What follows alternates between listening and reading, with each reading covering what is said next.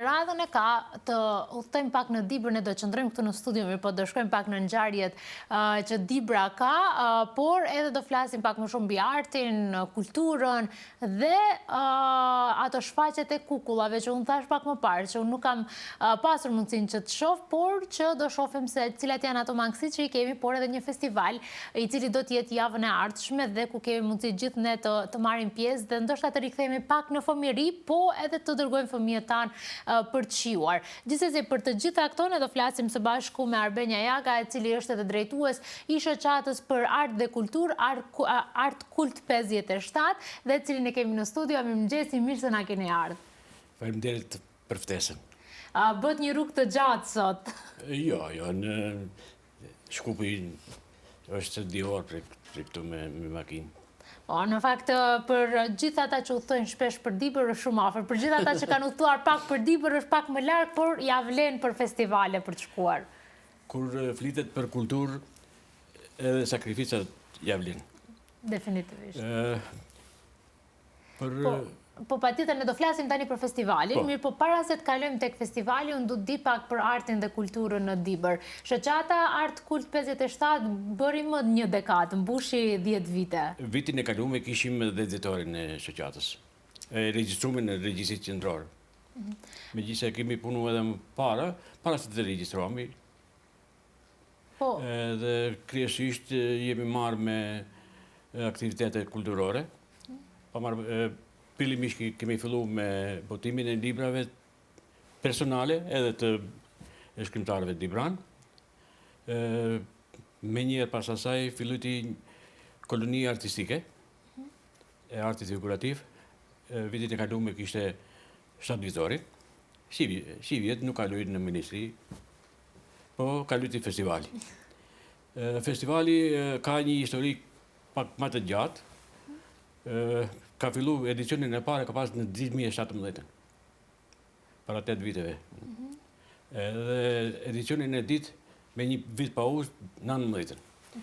Në vitin 2020, kaloi në Ministrinë e Kulturës, u përzgjoh si projekt i interesit nacional, po për shkak të pandemisë, unë u detyruam si bord ta kthejmë se ma menasi ishte shëndeti fëmijëve se sa festivali.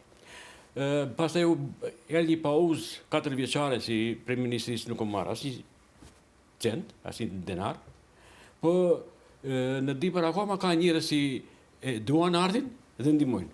Kështu që në 2023, domethënë para 2 viteve, u bë festivali edicioni 3 me përkrahjen e institucioneve shtetërore, mendoj komunale, edhe biznesit privat. Kështu që tash si mjet kaloj në Ministrinë e Kulturës si projekt, edhe kemi vendosur nga data 21 deri në 23 është edicioni 4. Pjesëmarrës janë teatrot më eminente, se unë e bëj edhe atë punën e seleksionuesit. Është teatri, unë e quaj teatri kombëtar i kukullave nga Tirana. Pastaj është teatri i Korçës, teatri i Pogradecit, teatri i Tiranës dhe Pogradec ka një traditë mbi 70 vjeçare me teatrin e kukullave. Ndërsa ne këtu nuk kemi as teatr, po inshallah me kohën të. Pastaj është thash Pogradeci, është Korça, Pogradeci, Tirana, Elbasani dhe është mbasi është në Maqedoni, do është një teatr nga Maqedonia, është teatri Pinokio.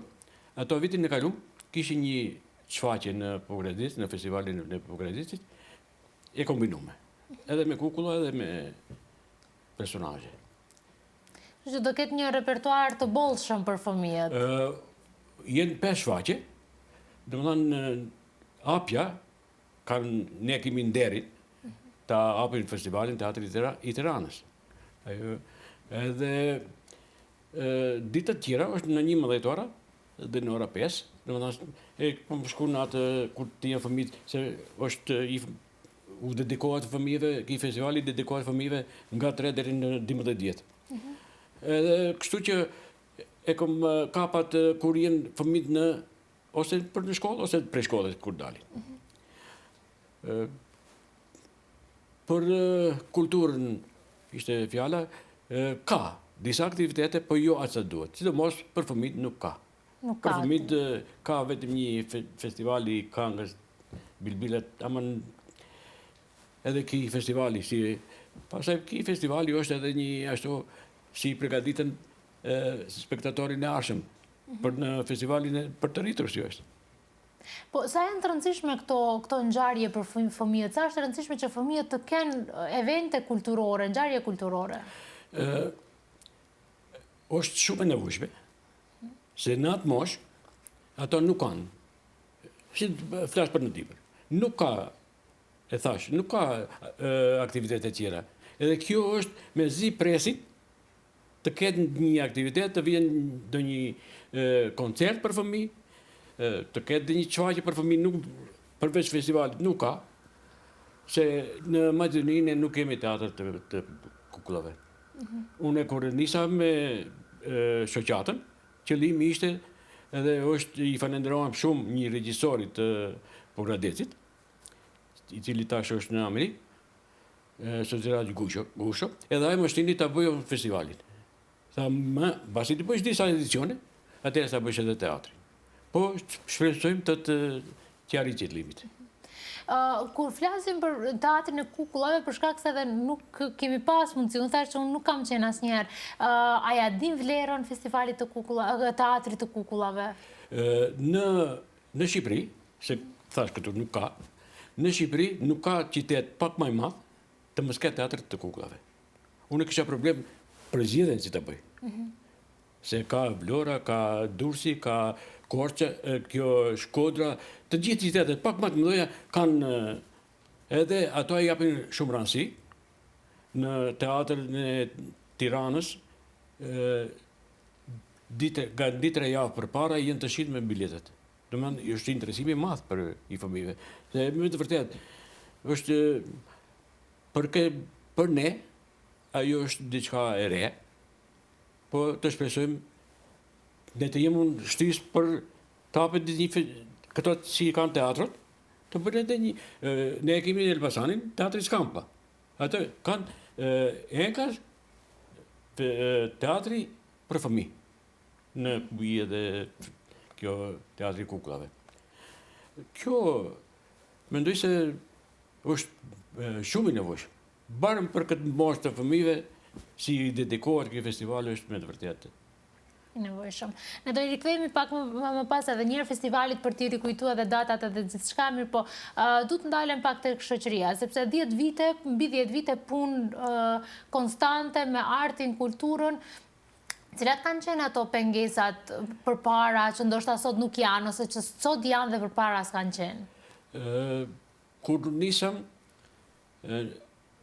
2014, thashe, përmenda se kom punu me këto projekte tjera, po kur pengesat gjithmonë kanë qenë, edhe do t'jenë. Unë e përmenda, edicioni parë ishte në 17-ën. 19-ën, 18-ën nuk duhet projekti. 19-ën duhet, 20-ën shkaku i pandemisë e ktheva, edhe 4 vite unë nuk kom pas asnjë përkrahje për Ministrisë së Kulturës. Po, si vjetë, inshallah është e mbarë, po për kulturë gjithmonë nuk ka pas vjetë. Nuk ka pas. Ne jemi një komunë e vogël, nuk thome e varfër, po jemi e vogël, me një buxhet shumë të vogël, po ato gjejnë mundësi të përkrahin jo vetëm shoqatën time ose festivalin, po gjithë ato aktivitete si bon edhe të kulturës, edhe të sportit, ndahen mjetës se është shpallje publike, edhe të gjithë mund të marrin pjesë, edhe zakonisht të gjithë si paraqiten marrin një farë për mbështetje, se nuk është ajo. Nuk është mbulimi i tërë. Nuk është, jo, pas nuk ka mundësi, ajo është dihet sa është një çfarë të bësh jo një festival. Po, ju tërë jetën keni punuar me teatrin, në një formë ose në një tjetër. E shifni që ne vlerësojmë teatrin aq sa duhet, a vazhdon të jetë ajo themeli i kulturës, shtëpia e kulturës? Nuk është ajo si ka qenë, se unë me teatrin jem para shumë viteve si amator, këm qenë në teatrin e Qemaledini.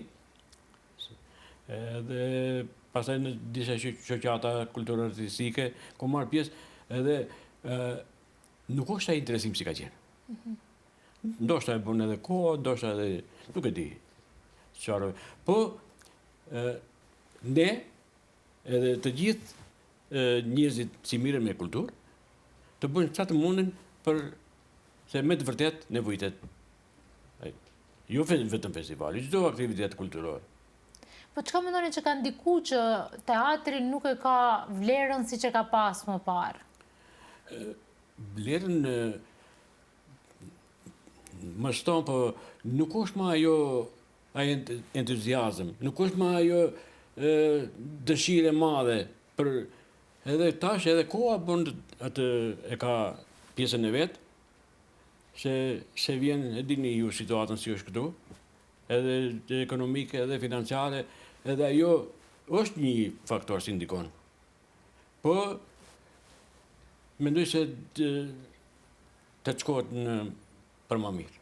Në më mirë. Në fakt, gjithmonë duhet jemi optimistë dhe të kemi shpresë. Po si, që qenë optimistë atë këtë punojmë. Pikërisht. Ju përmendet pak libra, përmendet edhe punime tjera cilat i ka bërë shoqata, unë du të ndalim edhe pak tek librat, ju jeni vetë edhe shkruar si librave, autor, vlerësojmë në leximin, sepse kemi filluar që themi që të rritë s'po lexojnë, s'po lexohet, s'po vlerësohet libri. A është kjo situata? Po ato tash të rritë i lexojnë në telefon librat. A në gjë se nuk e merr librin ta shfrytësh, nuk është lexim ajo. Unë kam një bibliotek relativisht të pasur, edhe unë e kom kalu krejt. Ato librat të mijat që i kom pikrish për teatrin, për futbolin, një monografi, jenë libra që i mungoshin libres. 20 vjet festivali, bënën librin për 20 vjetorin e festivalit.